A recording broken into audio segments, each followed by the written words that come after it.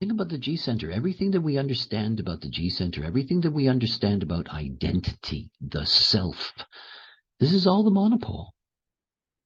I mean, there is no self without the monopole.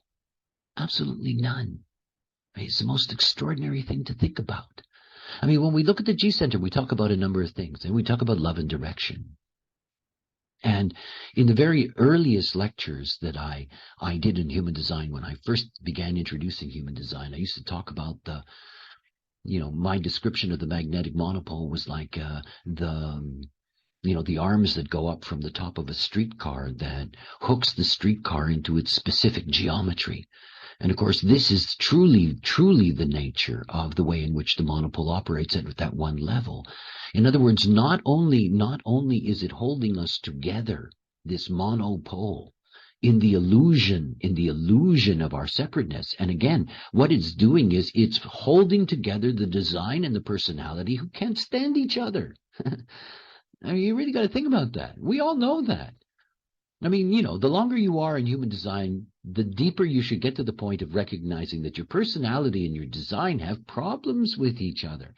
This is my joke about if you're looking for, a cosmic love affair, boy, you better find it within yourself. It's when the personality can embrace the design as its sacred marriage, then you're really getting somewhere. But they're very different. The not-self passenger has no use for the fact that the design is not like it. It would love it to be like it, and it's not.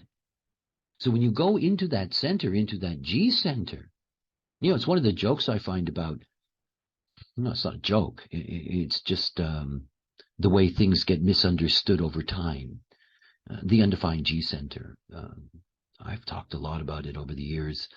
The whole thing about looking for the right place and, a not-self strategy of always looking for love. And this idea that, if you have an open G center, you don't have a fixed identity. But that's not the same as saying you don't have a fixed self, because it has nothing to do with self.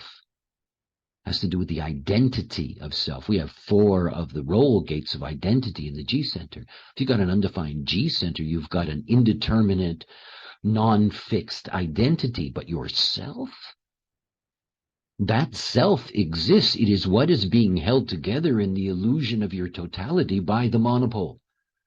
I mean, at the very core of understanding what the G center is, it is, in that sense, the gravitational center of your being.